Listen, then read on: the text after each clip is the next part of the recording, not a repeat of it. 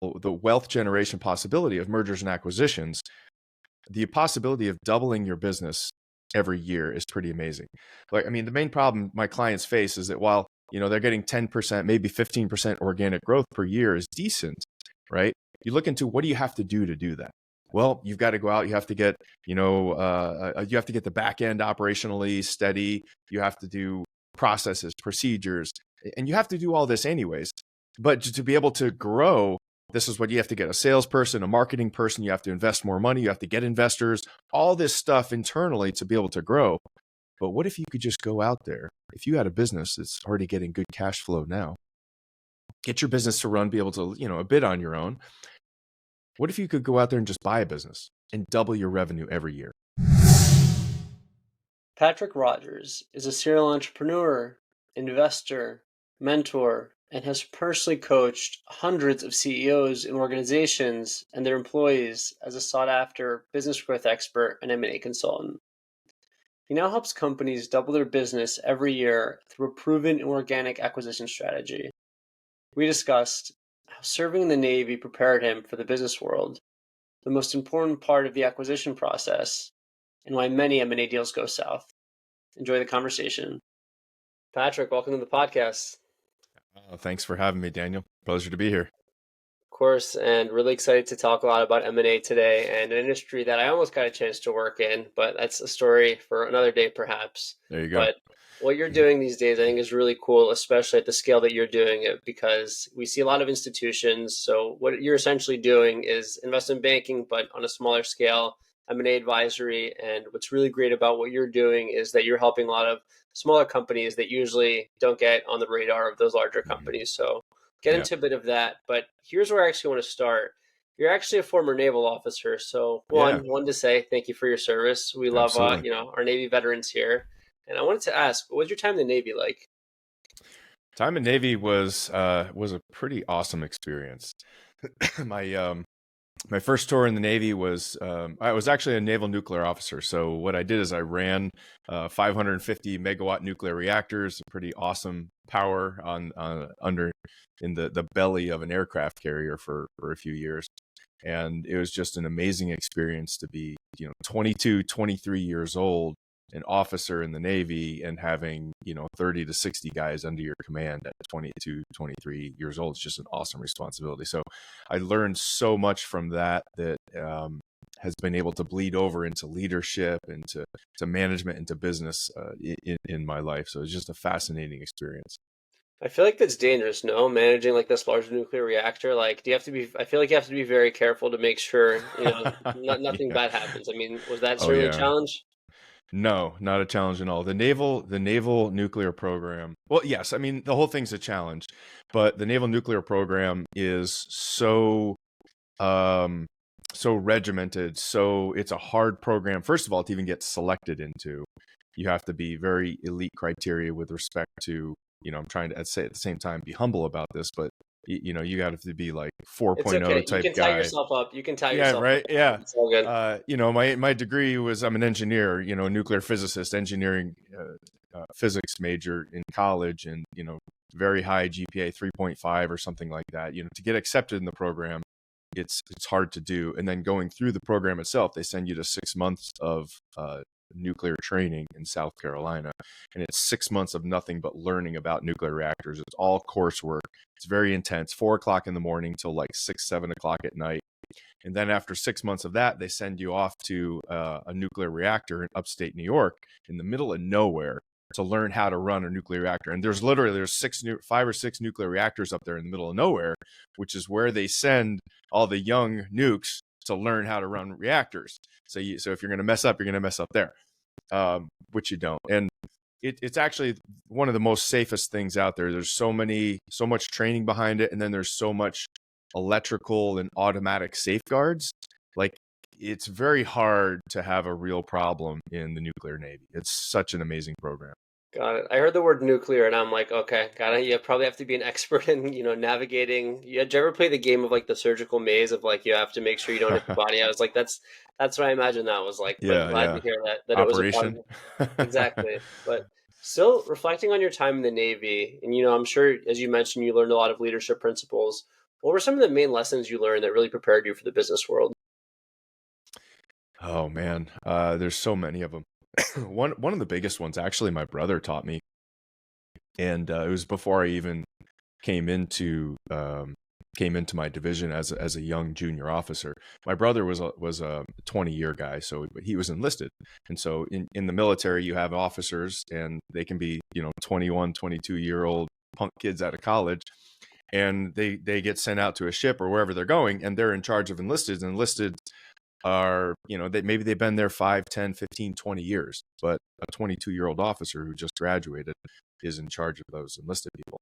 And so what my brother taught me was, when you go out there, the attitude you need to have is you don't know shit, because you don't know shit. You went to college and you got a degree, and you've kind of shown that you have the ability to learn, and that's it. And so there's a lot of officers, from his experience, he's seen it. The unsuccessful ones, they go out there with this attitude, this chip on their shoulder, that because they're an officer and because they get saluted by these guys that have been there 5, 10, 15, 20 years, that they are the shit. And so he said, when you go out there, dude, the first thing, your first time in front of your whole squad, or division, what I want you to do is have kind of a speech prepared. Get with your chief, and the chief is kind of the guy that actually runs the show. You're kind of almost like the figurehead, really. Mm. But he said, and just let them know that, look, listen, I know that I don't know anything. I'm going to rely on you guys to teach me. And when the time is right, I'm going to have your back. And that's what I did. And that's the attitude that I took. And those guys just loved me. And it was phenomenal. And the other officers, I saw it. There was officers that came in on our ship and they had that chip on their shoulder. And it did not serve them well. Like, they're guys, your guys that work for you, they can either make you or break you. And so the same thing carries over in the military, in the civilian world, where when I used to consult and coach CEOs, when they would show up to a new, let's say you just got a job as CEO or you're buying a company, if they show up and you've got this current, just automatically, you're just trying to change things instead of taking 90 days and sitting back and just watching and observing and learning and being a student, instead of just trying to come in with this attitude. The same thing happens. Like, you have to really earn the respect of your people. There's this one company, I can't remember it, off the top of my head, but I think something like the chief executive, one, he also rotates on the front line. So he takes time work doing like kind of the line work just to see what's actually going on. So he's really in the weeds, but he makes a lot of the senior executives also do that just so they're in the weeds. And it's Yeah. really interesting to see the ones that are willing to do it versus the ones that aren't willing to do it. Yeah, It's almost totally. like a really big ego check to see what's going on. Absolutely. And the CEOs that do the best are the ones that exactly do that. They get in the weeds. They go and spend the time with the frontline troops, with the frontline technicians, the people who are out there doing it. Like, literally, they'll go and spend an hour with each person and just get to know them, get to know what they're doing, and care. Right? Those are the CEOs in today's day and age that are the most successful. Not the guy who's the strategic master, right? I mean, that's not how it is. It's the caring, empathetic leader. I think, on a side note, I think that we're going to see a big movement in the next few years, that there's going to be a giant BS call on a lot of these quote unquote strategic leaders that have no practical technical experience. But I think Yeah. that's a note for another day. Yeah, So totally. definitely. So you leave the army and, your first foray into the working world, and you're, getting your feet wet with work experience. But I know that prior to what you were doing now, so you actually started a few companies. What was that first company? Yeah, you bet. So I actually started, this was after I left the Navy. Then I got picked up. Actually, I became an engineer at a power plant. They shut it down. And so I got picked up by the company that was doing chemical sales. So I got into sales, and sales was good, but you're not going to get wealthy working for the man, right? So what I did is, on the side, I started a property management company and was flipping houses at the same time to really get that generating wealth thing. So turns out I was pretty good at business. Within 6 months of doing that, I basically, I learned how to do search engine optimization, learned how to do marketing, and within 6 months, we were getting more properties than the biggest and largest competitor in town, who had been there for 20 plus years. So within a year, we were just growing like weeds. And then in a year and a half, we acquired another property management company and just kept that growth. And then from there, it was pretty interesting. At the same time, what we did is we set up the back end of the company. Now we were starting to grow, but we were starting to get too big for our britches. So I realized that we were just it was taking up too much of my time. So then we started looking at how do we become more efficient? How do we run this company so that it isn't taking up my, how do I get out of the day to day? So we started really investing in technology, automation, software, and we actually created our own software. And we were able to run a company that would normally take 7 or 8 property managers with 3 people. And so now we became this powerhouse of efficiency. It's kind of interesting. That's I went to we belong to an organization called the National Association of Residential Property Managers, and we went there, and I kind of had created a name, and so I ended up giving a speech on how we did what we did, because what the record numbers that we're growing at, nobody else is doing it, like in the country. And I gave that speech, and literally overnight, this is how I got into consulting. Literally overnight, everybody that heard that, not everybody, but probably 30%, 50% of the people like reached out and said, hey, will you help us do what you did to your property management company for us? And so literally within I guess it was 2 weeks after working through everything, I was making more from consulting than I was in coaching, or excuse me, property management. And that's when I decided that this was for me. And I kind of broke off into consulting and sold off my half of the property management company. It's funny when stuff like that happens overnight, but definitely a big backstory to it. You mentioned that you started a software company. I'm just curious, did you have any coding experience, or did you outsource that? Oh, the software company? Oh, yeah. Well, I started I started this was kind of in the same time that I was doing this. I was going down all veins of property management. So I wouldn't say I started a software company. I attempted to create a SaaS company that would bring leads to the property management industry and compete. There was only one big competitor out there at the time, all property management. So I was trying to create a company that would compete with them. And I did not have any, I was an engineer in college. I went through a couple, C basic courses, but no, I outsourced everything to over in India to get this done. And oh my gosh, I think I put in, I created the contract with this guy, and it was like $25,000 to have the software created for that. And this is different than the software that I created for the back end of the company, by the way. This is a totally different kind of venture. And so that, that was like it's going to be 3 months. Okay, so we go down that road. 3 months later, burn through 25,000's gone. We're now at like 30,000, and it's got this shell of something that represents what I wanted to create, but nothing like it. It's, now we need another 20,000. Oh, we're having this problems, this and this and this and this, and so now it's going to be another 6 months, because of this and all this kind of stuff. And this just kept going, man. This kept going, and I got up to like $60,000, and like a year later, and the thing still wasn't able to be I couldn't launch it, even beta launch it. And so, I ended up just putting it to bed and never ended up launching the thing. But oh my gosh, what a lesson learned. I think if I was going to do that again, if I was going to start a SaaS company or some kind of software, I would find someone who is an expert at coding, creating it, and make them a 50-50 partner with myself. Like, I'll bring the vision and what I want to achieve. You do the back end, and let's do this. I'm pretty sure that's what Podmatch did. So shout out to Alex and his business partner, but definitely a good way to avoid a perennial headache. So on that note, I have to ask, yeah. What was more difficult, active duty in the Navy or running that first business? Oh, that's a hard question. You picked the right podcast today. Yeah, well, it's interesting, right? Because I was a kid then, I was 22, 23, and I was more concerned about just getting to shore so that I could go party. So it's all good. Look, everyone has, when you're young, you want to have fun. I mean, when you're old, you want to have fun too, but when you're young, just life is a little more loose. Well, and it's interesting too. There's two very different things from the military versus a civilian world. In the military, they have to listen to you. There's things in place where, as the manager and leader, as an officer, when you say something, they have to do it. Now they can kind of mess with you on the back end, mess with you in different ways. Whereas in the civilian world, it's different. It's just, you really have to, you have to earn respect in both of them, but it's just very, very different. So running a business, I would say running a business is more difficult because when you're running a business, there is no guidelines. There is no SOPs. There Mhm. is no this is what you do. You have to come up with it all yourself. And so in order to get to that point, I had to really immerse myself and learn from someone. And starting out, I didn't have $3,000-4,000 a month to pay a coach, right? That's what I charge for consulting, and that's what normal good coaches will charge. And so I didn't have that, but I had a lot of books.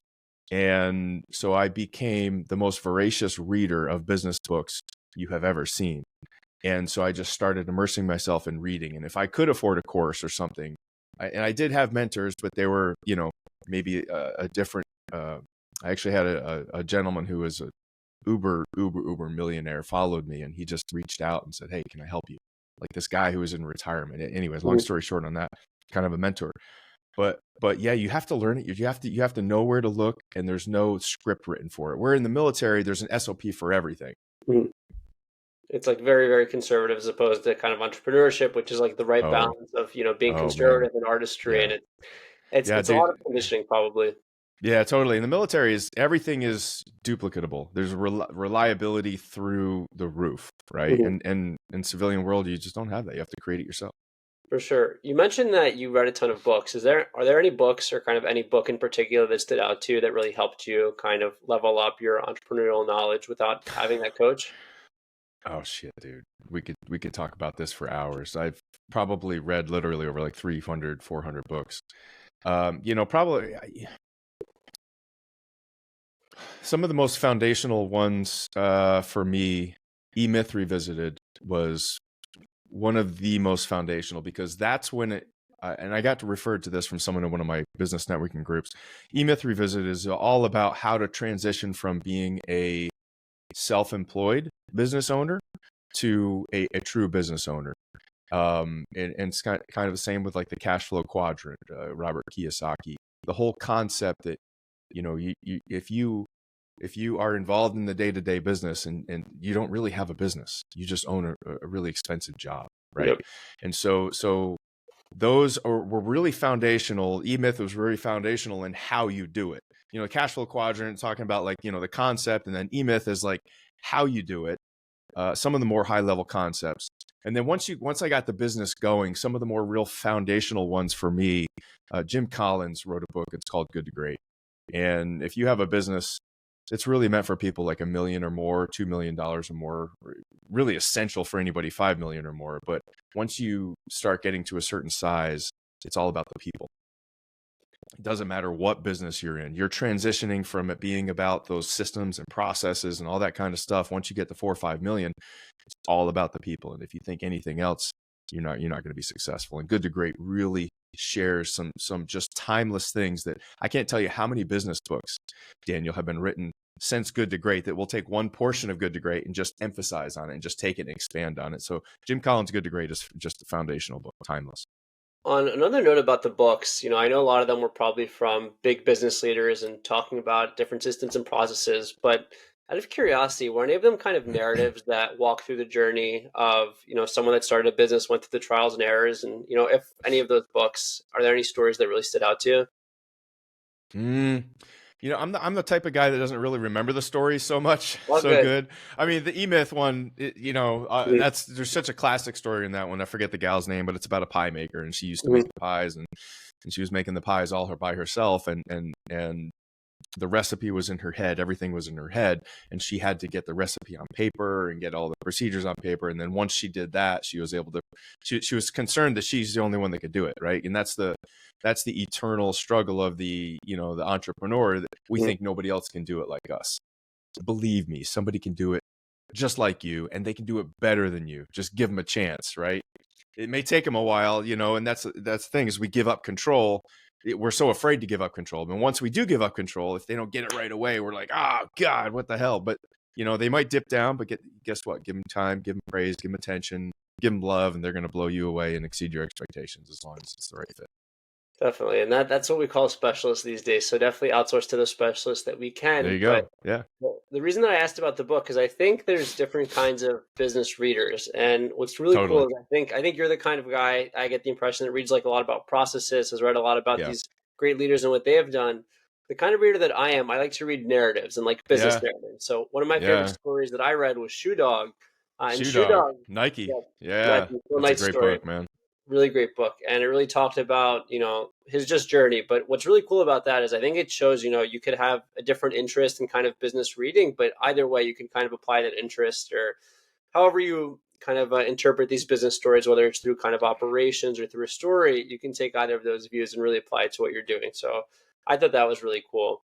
Yeah. So I wanted to discuss a little bit about the kind of work that you're doing now, which, as I Yeah. mentioned earlier, is basically investment banking for the good guys or the small guys. I won't get too Yeah. into Yeah. that rabbit hole. But before we dive a little deep into that, so, as I mentioned earlier, you get a chance to work with some of the smaller companies and companies that oftentimes don't get a chance to work with maybe these bulge bracket large institutions. From your perspective, what do you think some of the advantages are of working with someone, like you that's really been on the entrepreneurial journey and knows that grind in the weeds, as opposed to just, some managing director at a Goldman Sachs or Morgan Stanley? No, man, I appreciate that. So, and here's the thing, like I've been coaching CEOs in just about every industry since 2009, very successfully. My average client has gone from working 60 plus hours a week to less than 20 if they want to, with the average of 6 month increase in profits of, I mean, my average is like 68%. Some of them are much, much more. And that's within 6 months, right? So, and I think I've coached upwards of 250 business owners. However, while coaching was and still is very rewarding, and I will take on clients occasionally, special circumstances.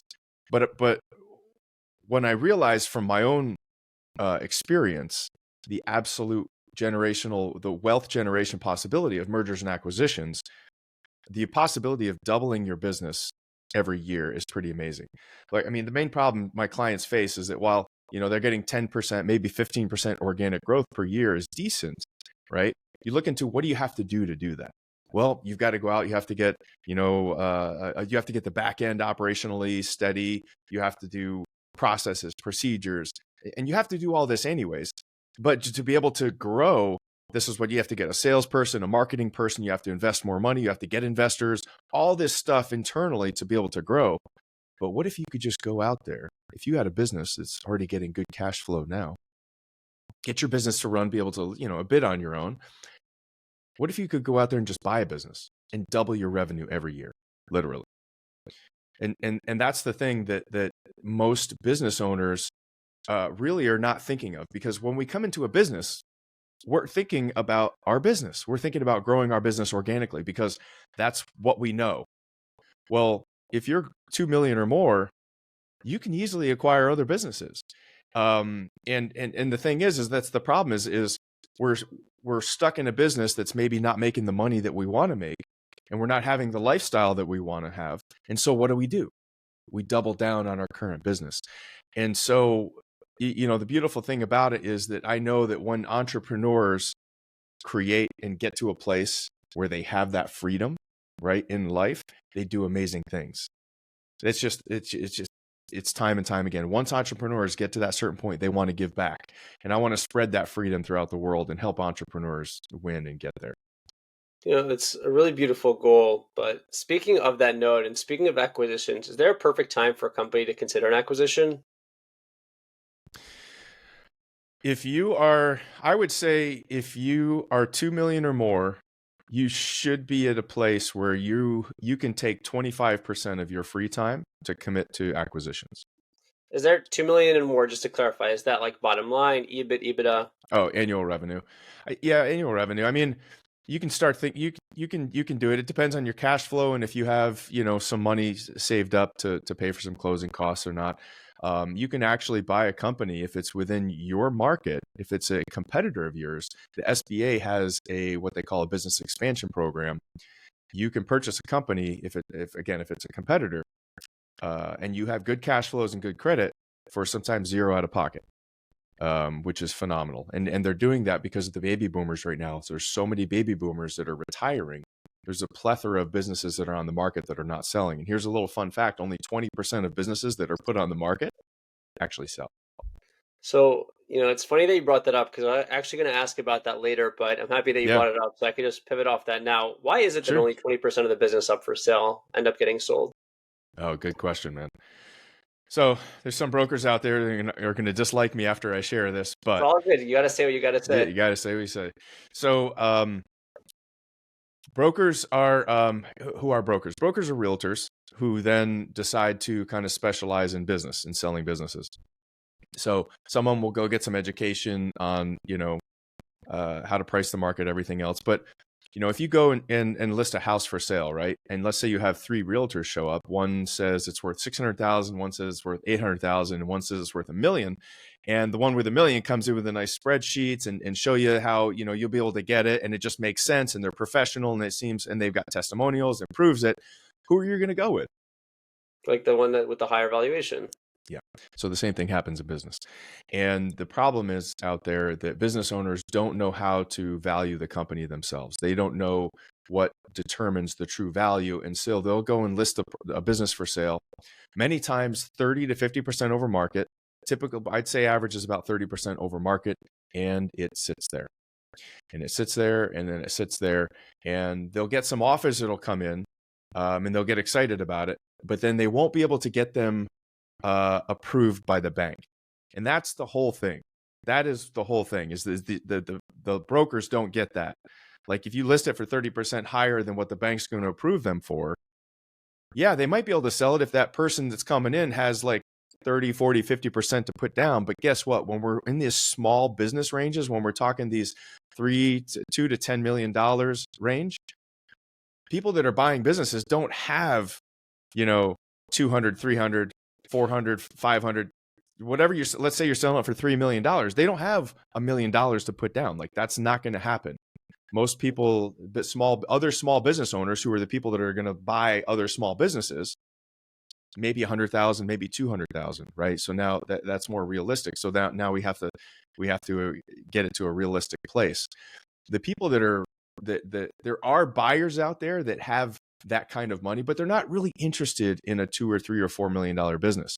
Those are your private equity companies or strategic buyers, and they're only interested in businesses that are typically like 15 million or more, something throwing off at least 4 million in EBITDA.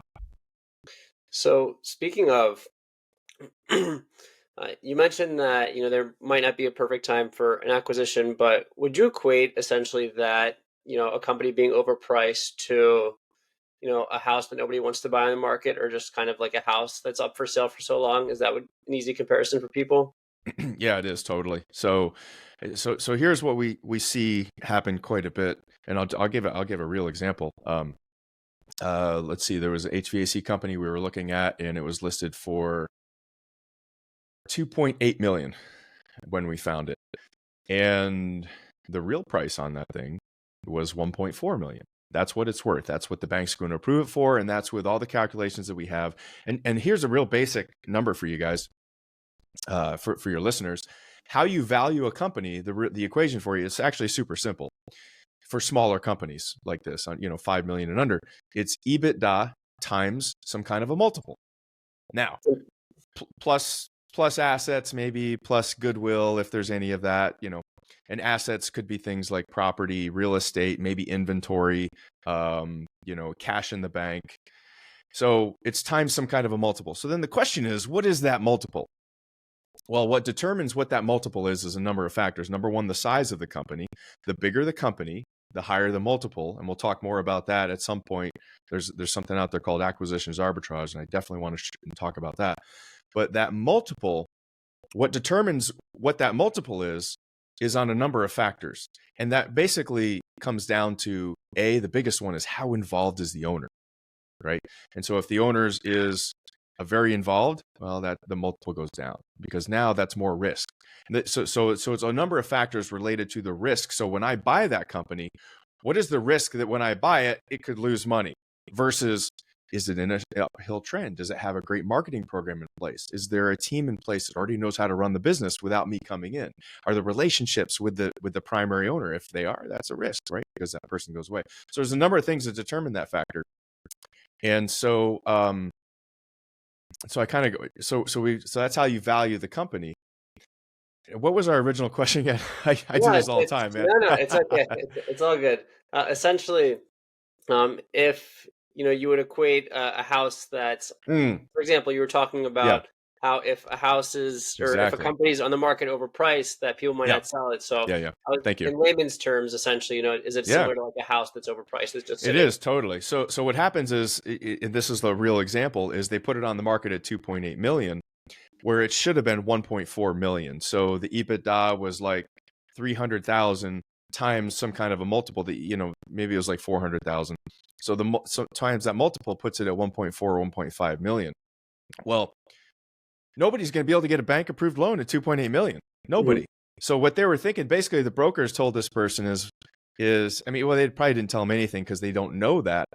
But the only person that's going to buy that's a cash buyer or somebody that's got $1 million in their back pocket. So what happened is the thing that just sat there. It sat there. There was a couple interested party, a couple letters of intent come in, but nothing ended up happening. So then, just like in the real estate market, the broker then reduces the price. Now it went down to 2.6. Then it goes down to 2.4. And the whole time, the owner of this company is a baby boomer. And guess what a baby boomer wants to be? They want to be on an island. They want to be down in Arizona. And their mind is this is what psychologically happens. Once they list it for sale, like they're like, oh, what a relief. My business is going to be sold. This is so exciting, right? I'm walking away with 2.8 million, and they're calculating all the stuff they're going to buy, and their mind is somewhere else, anywhere but running that business. And so this is what happens. They stop putting in the effort and the energy into running that business.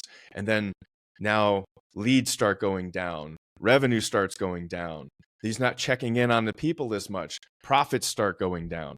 And now the value of the company starts going down. So we've got this double-edged sword. The property is listed for way too much already. And now the owner's like halfway retired. It's a bad store. It's a bad combination. And so now the price keeps dropping. And that business ended up selling for like 1.3 or something because of this exact thing. So note to self: price things accurately.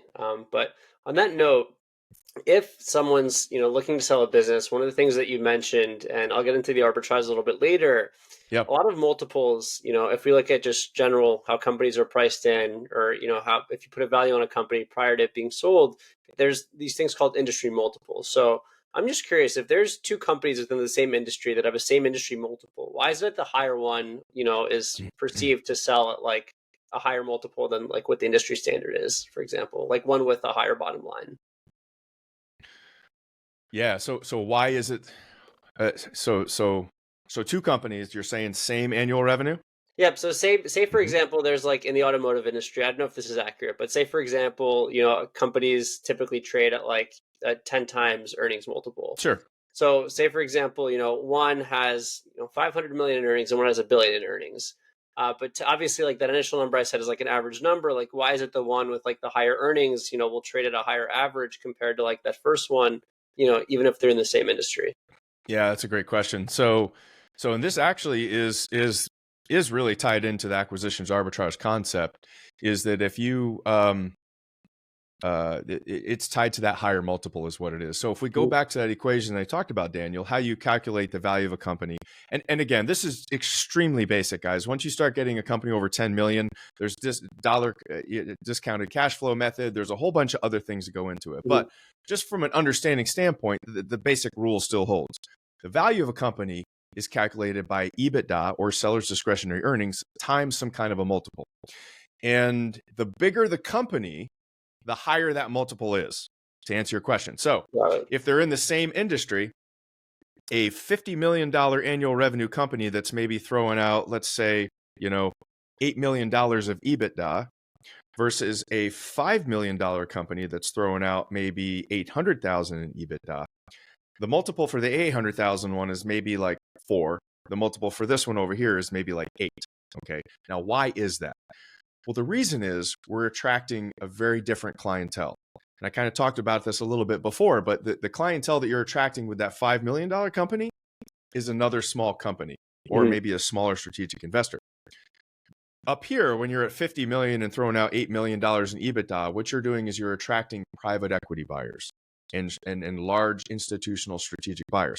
The reason you're attracting them is because the bigger the company, the more proven the business model, the more successful, the higher the skill set of management, the higher likelihood that when you purchase that company, it's going to be less work.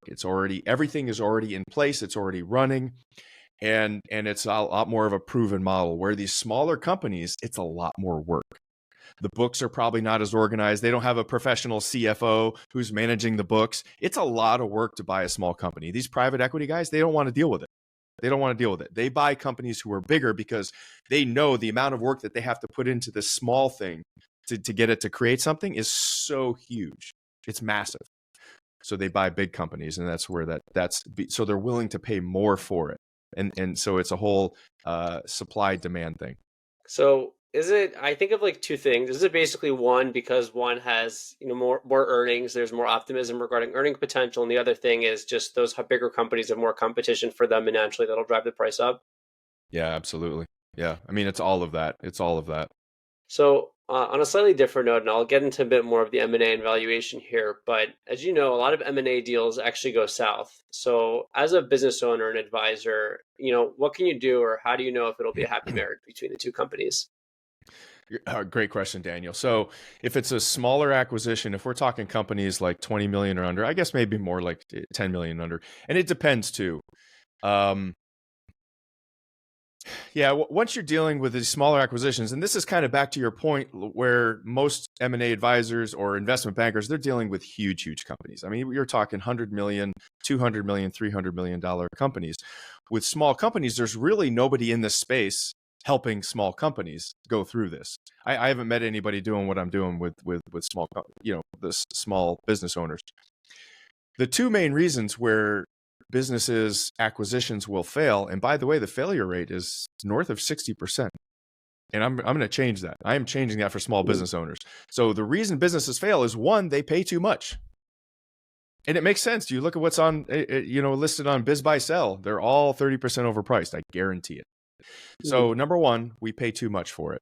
And if you pay too much for the company, what does that mean? Well, that means when you buy it, you don't have margin to be able to invest in growth. You have this loan now, and your margin is this big. They buy a company and it's, oh yeah, it's paying for itself. Well, that's nice, but how are you going to grow the company? Do you have a marketing budget? Do you have any kind of margin to be able to invest in the right kind of people that you need, the right back-end technology, automation to take the company from point A to point B? So likely not. So we pay too much. And then the second one is, or B, is they don't do the proper due diligence. And so when you don't do proper due diligence, you don't see things. What you're doing is you're taking at face value that the seller is telling you what the business, how the business is and the status of the business. Well, guess what? All sellers lie. Mm-hmm. The question is, to what level are they lying, right? And they maybe not even know it. And typically, a lot of times they don't. I'm not saying they're out there being malicious, but they want to position the company to be in the best light as possible so that you're going to pay the highest dollar amount possible. So number one, you pay too much. Or number two, you're not doing due diligence and things like litigation or accounts payable, accounts receivable that you aren't digging up. You're not verifying. Things can come back and bite you. And then if for bigger companies, large companies, once we get over $20-25 million, where you're looking at mergers and you're taking two companies and you're combining them, culture is the most important thing. And so there's a lot of work that needs to be done. Each company needs to set up a culture team A and B, and they need to work on how to integrate that culture. That is by far the biggest thing that companies fail on large integrations and mergers.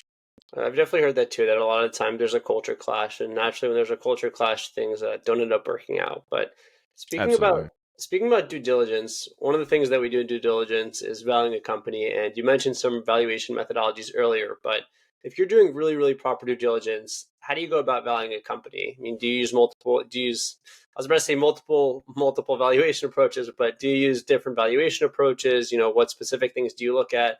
Like, what are all the steps you can do to really make sure you understand the inherent value of a company? Yeah, you bet. So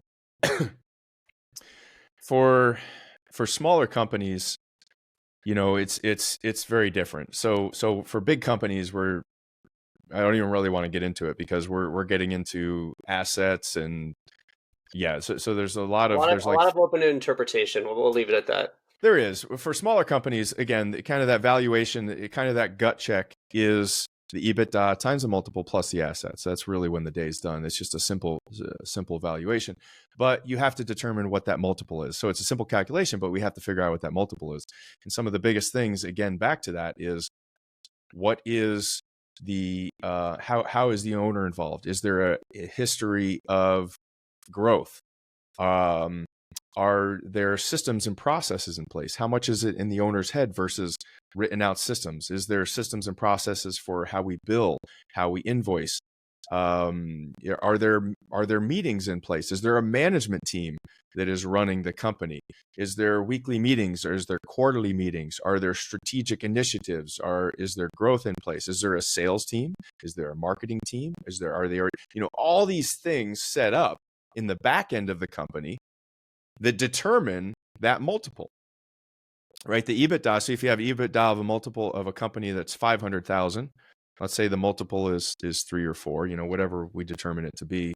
And we've created a proprietary system where we basically do a very in-depth analysis of the company from A to Z, looking at all of those questions I just asked.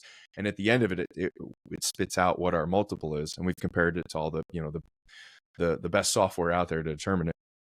And then from that, it gives us a really good idea. But when the day's done, it has to be able to get approved and qualified with the bank. So the banks look at something called a debt service ratio. And a debt service ratio needs to be, it's how much debt will the company have when you buy it versus how much the income, the NOI divided by the debt. And that has to be a certain number. Speaking of, the value of a company, during a time like this, when right now, the economy is doing a little bit better now than it was last year, given the interest rate environments, but is negotiating a value, or is just negotiating to get the price you want, more difficult during a time like the present, given higher interest rates? No, not at all. In fact, it's actually it's a very great time right now, because it comes back to supply and demand. There are so many baby boomers retiring right now that want to get out of their business, and there's no one that wants to buy them. Mm-hmm. There's very minimal people that want to buy them. It's a very special circumstance. Here's the other thing to kind of think about: the generational difference, right? The baby boomers are selling. And most of their kids don't want the business. Either they've maybe had their own business, but typically they're in a job somewhere, they're working for Google or wherever they're working, and they want to experience life. They've seen their parents go through the perils of being a business owner and the stress and all that, and they don't want it. Mm. So it's actually very few the generational hand downs are occurring. So there's a huge supply out there of business owners, and not so many people that actually want to buy them. So what that creates is people that are willing to let go of either price and or terms to make the deal. And so here's what's important to baby boomers, and this is the main negotiating tactic out there is we find out what's important to that seller, what's important to that person who's looking to sell, and we solve that problem for them. And everybody's different. The main thing that baby boomers care about, Daniel, they care about the legacy of the company, and they care about the people. That is what they care about. Most baby boomers already have some wealth set aside from investments, whatever that is. Now they're not going to just give their business away. They want a fair price for it. They're not stupid, but they are willing. Especially if you are someone who can show them that you're going to come in and take care of their people and grow the company, they're willing to let go of price and or terms to make something a win-win. And so it's a phenomenal time. Would you say that the emphasis is more on just the kind of generational, event that we're in right now, as opposed to paying attention to the interest rates? Because, interest rates go up and down, as the economy goes, as we've seen. But right now is just kind of a golden opportunity to pursue something. Well, and the other side of it too is when interest rates go up, well, guess what? The prices of the companies have come down too. That absolutely impacts it. So yeah, I do not pay attention to that. I would, this is a great time to buy a business. Go buy a business. Go buy as many as you can. And the other side of this too, kind of coming back to this acquisition arbitrage thing, is this is the thing that a lot of people don't really think about. Most people think, well, I'll akin it to buying investment real estate. If you go out there and let's say you buy a $500,000 home as an investment, right? Well, people are thinking, oh yeah, it's a good investment because I'm going to put my tenant in there and they're going to pay the mortgage. And what happens every month, right? Every month they pay that mortgage and there's principal and interest on that. Well, guess what? As that business owner, as that property owner, you make that principal, right? That's going to your equity. That's a $500,000 asset. What we're doing with our clients is we're doubling the size of their business every year. So if you're a $5 million company right now, we're going to go buy a $5 million company. Now it's a $10 million company. The next one we're going to do, it's not going to be a $5 million. It's going to be a $10 million company. You're going to buy a $10 million company.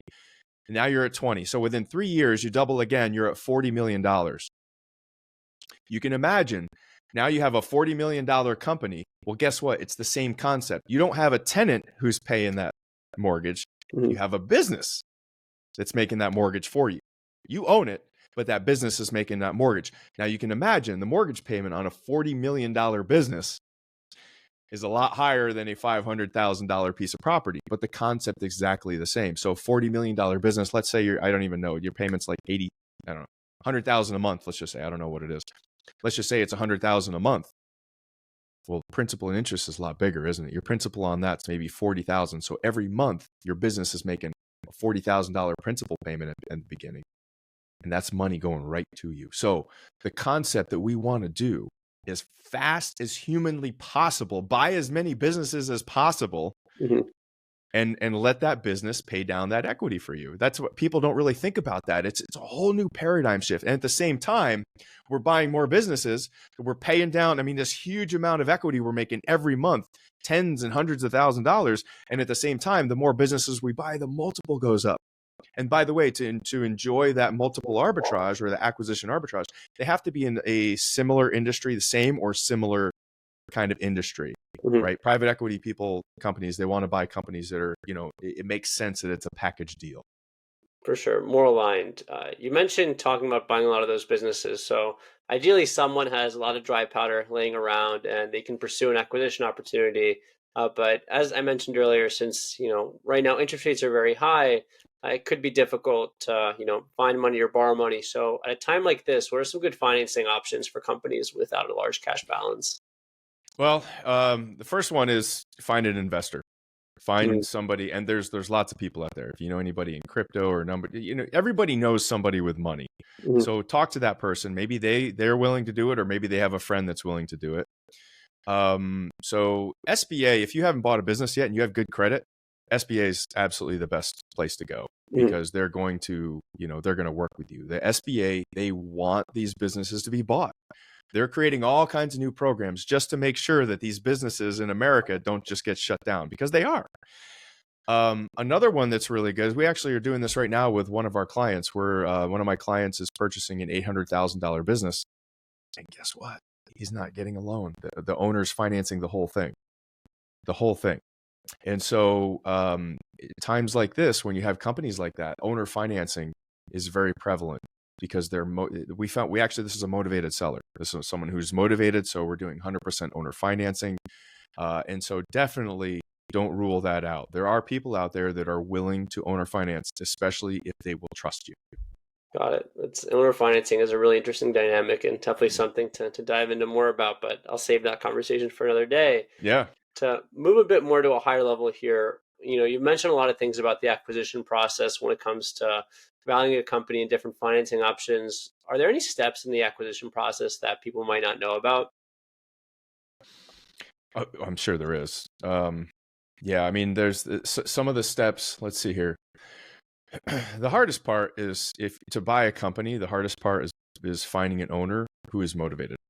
And that's ultimately to get a good deal. You get a good deal without that, but we always want to find someone who wants to be somewhere else, right? So one man's trash is another man's treasure, right? So, some of the biggest steps that are involved are finding it and then negotiating it and developing that relationship with the seller. That's probably the most important thing.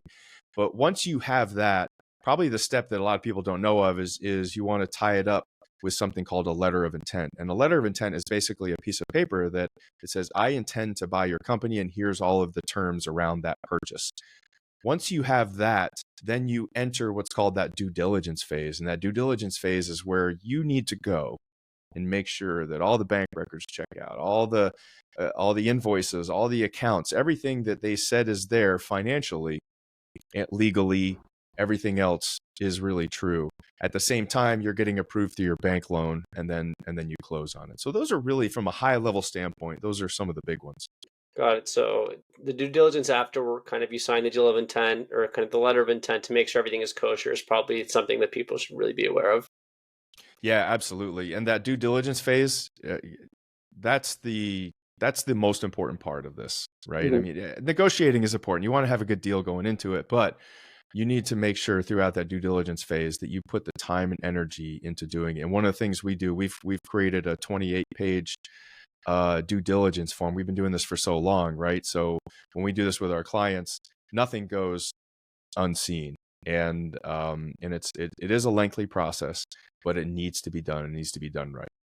Definitely. Speaking about entrepreneurs, so I've heard this phrase that an entrepreneur has to be a great generalist. So maybe they're not a specialist in anything, but they're a jack of all trades. They know how to step in and solve problems quickly. But that being said, they could still use an education in certain parts, and a lot of times an entrepreneur might not have a basic finance or evaluation education. So, as an entrepreneur starting out or an entrepreneur considering an acquisition, what can they really do to at least get a basic education in finance and valuation? Mm, that's a really good question.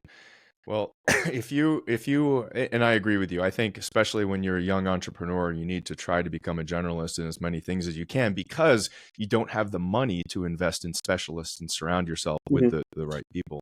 I feel that, Um, believe me, as yeah, someone, as an entrepreneur, to on a personal note, an entrepreneur growing a podcast, you got to be at least good at a few things. But that's yeah, my note on there. yeah, absolutely. As far as like to educate yourself, the beautiful thing is we have Google. There's so many just amazing resources out there for free. I I would just highly recommend Googling things and just, I mean, it's kind of a cop out to an answer. I don't, there's lots of books out there. I could refer to a lot of books out there. I haven't written one yet. I'm in the process, but they can Mm, help those young entrepreneurs really kind of learn this stuff. I know that the Harvard Business Review has a great book. I don't have it right here, but um, there's a great book that they have, and we actually did write a book, Double Your mhm. Business Every Year Guaranteed. It's a book that my mentor wrote, and it actually outlines the exact process that we do follow. So if anybody's interested, that is on Amazon. But I think that's probably, you can learn so much just from the internet these days when it comes to financial astuteness. Even around this, I mean, everything's on the internet. Just you can become a doctor from the internet, can't you? Yeah, everything. Gotta love the internet, but it's really interesting. On a parting note here, I know you've talked a lot about what's happening in M&A at the high level and what's happening with small businesses and the due diligence process and really everything that goes on with an acquisition. Looking to the future, what do you think the future of M&A looks like? Hmm. Really good question. So, yeah, I think I see interest rates dropping in the near future. We all know that's happening again, thank goodness. And so I see a lot of businesses that the M&A world kind of took a little bit of a hit in the last year or so. There was just money was tightened up a little bit, venture capital, all that kind of stuff. So I see a lot of that opening back up, and I see a lot of projects that have been kind of set aside, and a lot of business owners that have been sitting on their business because they couldn't sell it, because a lot of people were turned off by, having to pay 10.25% on a loan. Mhm. As that comes down, I see the M&A world lighting up again, and as more confidence in our market continues to increase. I hope that prognostication comes through for everyone's sake and the economy's sake. But Patrick, thanks so much. It's been an absolute blast, and thanks for coming on the podcast. Yeah, pleasure to be on the show with you, Daniel. Thank you for listening to my conversation with Patrick Rogers. If you enjoyed the episode, rate the show on Spotify, drop a comment on YouTube, and subscribe.